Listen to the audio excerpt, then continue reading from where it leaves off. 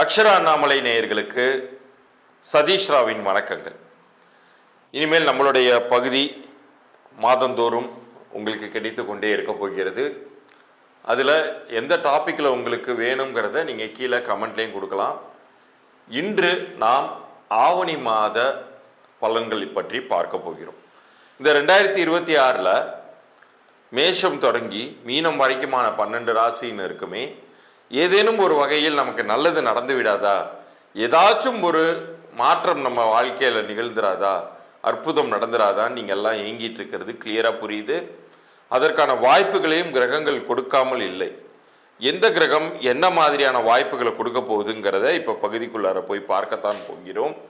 அதுலேயும் குறிப்பாக நான் எப்போதுமே சொல்வதுண்டு, கிரகங்களை நம்மளால் கைகளால் பிடித்து வைக்க முடியாது, அது சுற்றி கொண்டே தான் இருக்கும். சில நேரங்களில் அது நற்பலன்களை தரும், சில நேரங்களில் அது கெடுபலன்களை தரும். உங்களுக்கு வாழ்நாள் முழுமைக்கும் உங்களுக்கு நல்ல பலன்கள் கிடைக்கணும் அப்படின்னு நீங்கள் நினச்சிங்கன்னா எண்கணித ரீதியான பரிகாரங்களை நாடுங்கள். அதுலேயும் உங்களுக்கு தற்போது அமைந்திருக்கக்கூடிய பிறந்த தேதியின் கூட்டு எண், உங்களுடைய பெயர் ஆங்கில எழுத்துக்களின் படி எப்படி அமைஞ்சிருக்குங்கிறத இலவச பொது பலனாக தரப்போகிறேன். அதை பற்றின குறிப்புகள் இந்த பகுதியின் இறுதியில் வருது. தயவு கூர்ந்து நம்ம பகுதியை இறுதி வரைக்கும் பார்த்துட்டு நம்ம சேனலை சப்ஸ்கிரைப் பண்ணி ஸ்க்ரீன்ஷாட்டோட அனுப்புகிறவங்களுக்கு நான் அந்த இலவச பலன்களை தருவதாக இருக்கிறேன். இப்போ பகுதிக்குள்ளார போகலாம். கன்னி ராசிக்கு இந்த ஆவணி மாதம் 2026 என்ன மாதிரியான பலன்கள் கிடைக்க போகிறது அப்படிங்கிறத பார்ப்போம். முக்கியமாக இந்த கன்னி புதனுக்குரிய ஒரு ராசி. அப்போ உங்களுடைய ராசி அதிபதி யார் கூட டிராவல் ஆகிறாரு இந்த ஆவணி மாதம் அப்படின்னு பார்க்கும்போது சூரியனோட டிராவல் ஆகிறார். அப்போ புத ஆதித்ய யோகம் உருவாயிடுது ஆட்டோமேட்டிக்காக. புத ஆதித்யம் யோகம் உருவாவதனால் எனக்கு என்ன பலன் அப்படின்னு நீங்கள் கேட்டிங்கன்னா, உங்களுடைய மைண்டு இப்போ ரொம்ப நல்லா வேலை செய்யும். இவ்வளோ நாள் ஒரு சில குழப்பங்கள் இருந்திருக்கலாம், ஒரு இன்செக்யூர் ஃபீலிங் இருந்திருக்கலாம், எனக்கு எதுவுமே நல்லதே நடக்க மாட்டேங்குதே சார் அப்படின்னு சொல்லி புலம்பிகிட்டு இருந்திருப்பீங்க. இப்போ பார்த்தீங்கன்னா ஏதேனும் ஒரு வகையில் ஒரு எண்ண தெளிவு உண்டாகும், ஒரு மெச்சூர்டாக ஹேண்டில் பண்ணுவீங்க திங்ஸை. புலம்பல்களை நிறுத்திவிட்டு காரியங்களில் உங்களுடைய ஃபோக்கஸ் திரும்பும். உங்களுடைய முயற்சிகள் கொஞ்சம் காலதாமதமாக கிடைத்தாலும் உங்களுக்கு வெற்றியே பரிசளிக்க போகிறது அப்படிங்கிறத உறுதியாக நீங்கள் நம்பலாம். ஏன்னா இந்த சமயம் அப்படிங்கிறது பஞ்சமஸ்தானத்தில் உங்களுக்கு சனி நின்று நற்பலன்களை தரக்கூடிய ஒரு காலகட்டமாகவும் இது இருக்குது. சனி இந்த இடத்துல வக்ரம் வேற ஆயிருக்காரு. தன்னுடைய நிலையை மாற்றிக்கொண்டு அவர் நல்ல பலன்களை தரப்போகிறாரு. இன்னொரு பக்கம் குருவுமே உங்களுக்கு தன்னுடைய பார்வைகளால் கேந்திர ஸ்தானங்களில் அவருடைய பார்வை பதிய போகிறது. புதன் சூரியனோட அமர்ந்து நல்ல பலன்களை தர காத்திருக்கிறார்.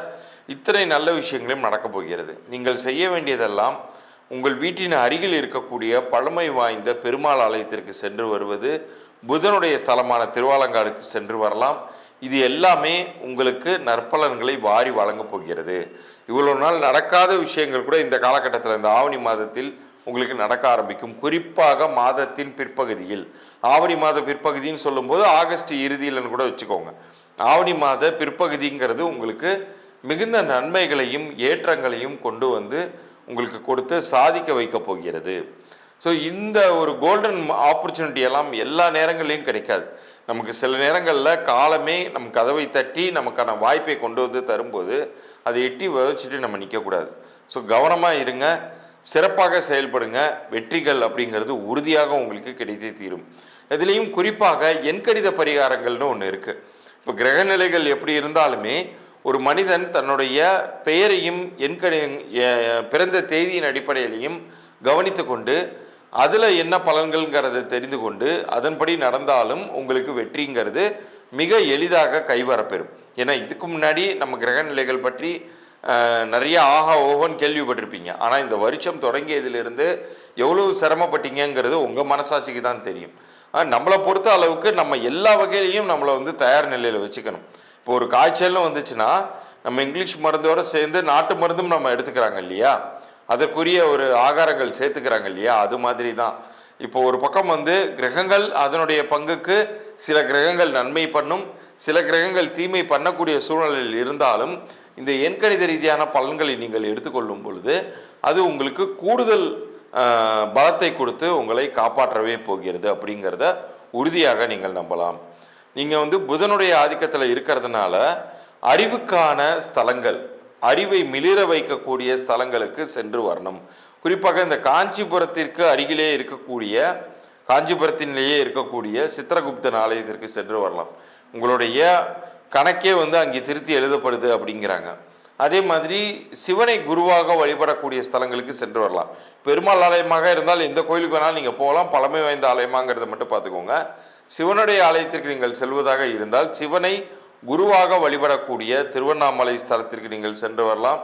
அல்லது முருகனை குருவாக வழிபடக்கூடிய திருச்செந்தூர் ஆலயத்திற்கு சென்று வரலாம். அப்படி சென்று வரும் பொழுது இந்த ஆவணி மாதம் உங்களுக்கு பெரும் நற்பலன்களை உங்களுக்கு தரவே போகிறது. இந்த செவ்வாய் அப்படிங்கிற கிரகமுமே பார்த்தீங்கன்னா உங்களுக்கு புத மங்கள யோகத்தை உருவாக்கக்கூடிய ஒரு கிரகம். அவர் வந்து மிதனத்திற்கு சென்று வருவார். அதன் மூலமாகவும் உங்களுக்கு நிறைய நற்பலன்கள் அப்படிங்கிறது இந்த காலகட்டத்தில் நீங்கள் அல்லவே போகிறீர்கள். எதுக்கு நீங்கள் வந்து ஜாக்கிரதையாக இருக்கணும், எந்த விஷயத்தில் நீங்கள் கேர்ஃபுல்லாக இருக்கணும்னு கேட்டிங்கன்னா, மற்றவர்களை நம்பி எந்த வித ஜாமீன் கையெழுத்தும் போடாதீங்க. யாரையும் நம்பி உங்களுடைய முடிவுகளை மாற்றிக்கொள்ளாதீர்கள். அவங்க வந்து அந்த இன்டர்வியூக்கு போனால் வேலை கிடைக்காதுன்னு சொல்கிறாங்க சார், நான் மீறி எப்படி போய் எனக்கு என்னத்தை நடக்க போகுது அப்படின்னு நினச்சிங்கன்னா நீங்கள் இப்படியே தான் உட்காந்துட்டு இருக்கிற மாதிரி இருக்கும். மற்றவர்கள் உங்கள் காலை வாரி விடுவதற்காகவோ அவர்களுடைய நிலையிலேயே உங்களை வைத்திருப்பதற்காகவோ கூட அப்படி சொல்லலாம். ஆனால் நீங்கள் முயற்சி செய்யுங்கள், உங்களுடைய உள்ளுணர்வு சொல்வதை கேளுங்கள். இந்த ஆவணி மாதத்தில் உங்களுக்கு நிறைய நற்பலன்கள் காத்து கொண்டிருக்கிறது. உங்களை ஜெயிக்க வைக்க போகிறது அப்படிங்கிறத உறுதியாக சொல்ல முடியும். குறிப்பாக எண்கணித ரீதியான நற்பலன்களை நீங்கள் எடுத்துக்கோங்க. அது வந்து உங்களுக்கு லைஃபையே மாற்றுங்கிறதை புரிஞ்சுக்குவீங்க. இவ்வளவு நேரம் நீங்கள் பார்த்தது ஆவணி மாத பலன்கள். இந்த 2026 ஆவணி மாதத்தில் உங்கள் வாழ்க்கையில் என்னென்ன நிகழ்வுகள் நிகழப்போகுது அப்படிங்கிறத தெளிவாக கண்டுகளித்திருப்பீர்கள். நான் ஏற்கனவே சொன்னது மாதிரி இப்போ எண்கணித பலன்கள் உங்களுக்கு நான் இலவச பொது பலன்களாக தரேன்னு சொல்லியிருந்தேன் இல்லையா, அது பொது பலன்கள். மறுபடியும் அழுத்தம் திருத்தமாக சொல்லிக்கிறேன். அதில் உங்கள் பிறந்த தேதியின் குணாதிசயங்கள், பிறந்த தேதியின் குணாதிசயங்கள், உங்களுடைய பெயர் ஆங்கில எழுத்துக்களில் கீழே தெரிகிற என்னுடைய வாட்ஸ்அப் எண்ணிற்கு நம்ம சேனலை சப்ஸ்கிரைப் பண்ணி ஸ்க்ரீன்ஷாட்டோட அனுப்பிச்சிங்கன்னா ஒரு 3 நாட்களுக்குள்ளார உங்களுக்கான பதிலை நான் அனுப்புகிறேன். தயவு செய்து யாரும் கமெண்ட்டில் போடாதீங்க. கீழே தெரிகிற வாட்ஸ்அப் எண்ணிற்கு உங்களுடைய பிறந்த தேதி, உங்களுடைய பெயர் ஆங்கில எழுத்துக்களில் மாத்திரம் அனுப்புங்க. நிறைய பேர் வந்து சர்டிஃபிகேட்டில் இருக்கிற டேட் ஆஃப் பர்த் அனுப்பிச்சிட்டு என்னோட ஒரிஜினல் டேட் ஆஃப் பர்த் இது சார்னு அப்புறம் அனுப்புகிறீங்க. தயவுசெய்து டைரெக்டாக உங்களுடைய ஒரிஜினல் டேட் ஆஃப் பர்த் மட்டும் அனுப்புங்க. சர்டிஃபிகேட்டில் என்ன இருந்தாலும் அதை பற்றி கவலைப்படாதீங்க.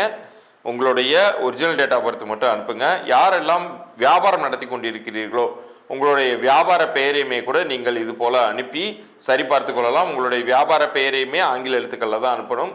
உங்களுடைய குழந்தைக்கு நீங்கள் பெயர் வச்சுருக்கீங்க, நியூ பார்ன் பேபியாக இருக்காங்கன்னா குழந்தையுடைய பிறந்த தேதி, பிறந்த நேரம், உங்கள் குழந்தைக்கு நீங்கள் வைத்த பெயர், இந்த 3 தகவலையுமே எனக்கு அனுப்பிச்சி விடுங்க. மீண்டும் அடுத்த பதிவில் சந்திப்போம். நன்றி, வணக்கம்.